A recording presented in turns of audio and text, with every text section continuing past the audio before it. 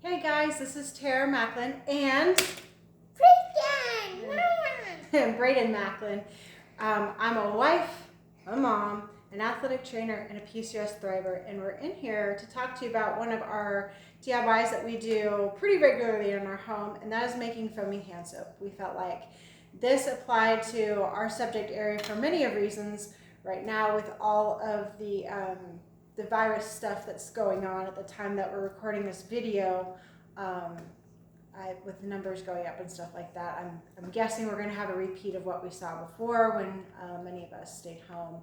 We're going to be running down of supplies and things like that. So I'm going to show you how we make soap in our home. And one reason why we really like making our own soap is then we don't have to worry about some of the other types of soaps have endocrine disruptors in them.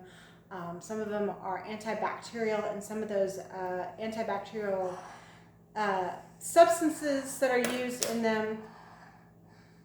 Really? I'm a little hot. Can we not do that? Crazy hair? Sorry. You're hiding your crazy hair, aren't we? Yeah. Sorry, people. I have comedy here. Yeah. Little crazy hair. We haven't had a haircut, so we haven't been anywhere.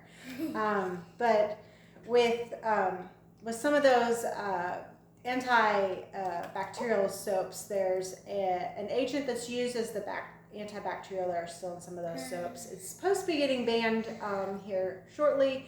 However, they're still in some of those products, and you want to be mindful for that. So we make ours at home, so that way we don't have to worry about any of these problems, and we trust everything that we're using to make our soap. So let's talk about that. And you can see once upon a time, by the shape of our bottle, we used to shop at that store in the mall that had all those really pretty smell soaps, and we don't do that anymore, but we use the foaming pumpers because they are quite handy. Another reason why we kicked using those soaps to the curb is because the artificial fragrances in there can be very irritating to the body and can also disrupt your hormones. And for me being PCOS, I have enough hormonal disruption going on. I don't need any assistance in that department. So that was another reason why. And with a young guy growing up, he also doesn't need that as he's developing in life. So with that said, what you will need to create... And I'm 6 years old, just so you know.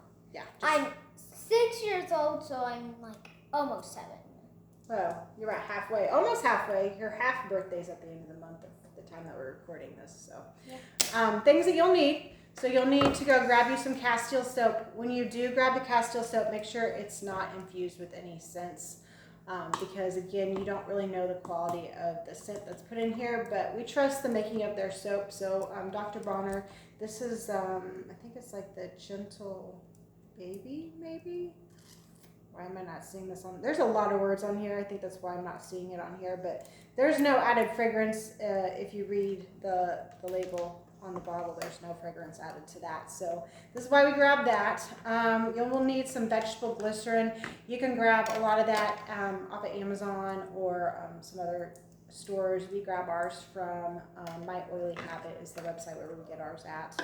And then you'll need either some filtered or distilled water to go with your soap. The reason why is because I'm going to add some essential oil into our soap, and if you're buying good quality essential oil, you don't want to just use regular tap water. You'll want some good filtered water, so we grab distilled, so that way the oil is not compromised in any other particular way. So what you will do, and when you guys are buying essential oils, if you're not an essential oil user, I'm a little leery personally of going to the store, and there's a backstory to that, being that essential oils are not a regulated entity.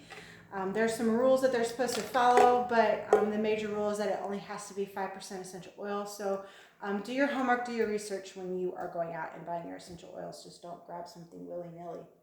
Bradyn is playing with a different type of soap dispenser, and you can buy some soap dispensers off of Amazon. They foam pump, and they're really great if you don't have some of these bottles laying around. So you're going to do about 1/4 cup is what we do, because my husband likes to have some good foam. I've made this enough that I'm not going to actually measure it, but 1/4 cup is generally what you need to make your foaming hand soap. And then you'll need 2 teaspoons of vegetable glycerin. So for me, that's about 1 pump is a teaspoon. And I'm going to go ahead and make sure I get this closed up. Get my little drips. Not all the bottles are made like this. You can find vegetable glycerin that squeezes out just like the Castile soap. And then I'm going to throw in 10 drops of our essential oil. And the blend that we're using has clove, lemon, cinnamon, eucalyptus, and rosemary in it. So, I'll let you do some research on your own, so that way you can decide what kind of scent or what you want to use in there. Do you know what we do with the water, Bradyn? Pour it right in there. Okay. And you'll want to keep in mind the foaming pump. Yikes! That we talked about. Because when you put that in here, it'll overflow the bottle. So I know to kind of stop up here at the corners on this bottle.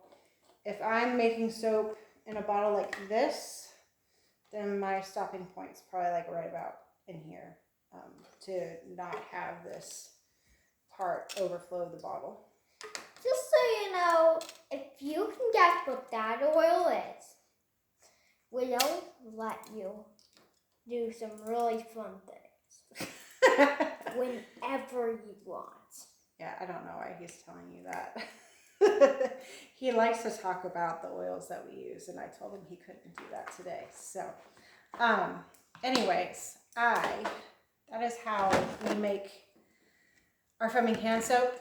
That was our objective today. And so if you guys have any questions about how to do this further, what we're using, where we're buying things from, feel free to ask in the comments.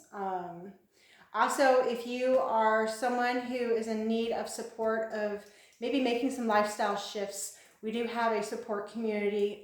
I do kind of talk to PCOS women a little bit more, but it's a group really for anyone who's in need of making some lifestyle shifts to take control of their health. And we are in that time and space right now at the time that we're recording this where that's vitally important. It is about doing the other things to help make us healthy. And there's a lot more tools out here to put to use than just standard sanitation practices, I promise.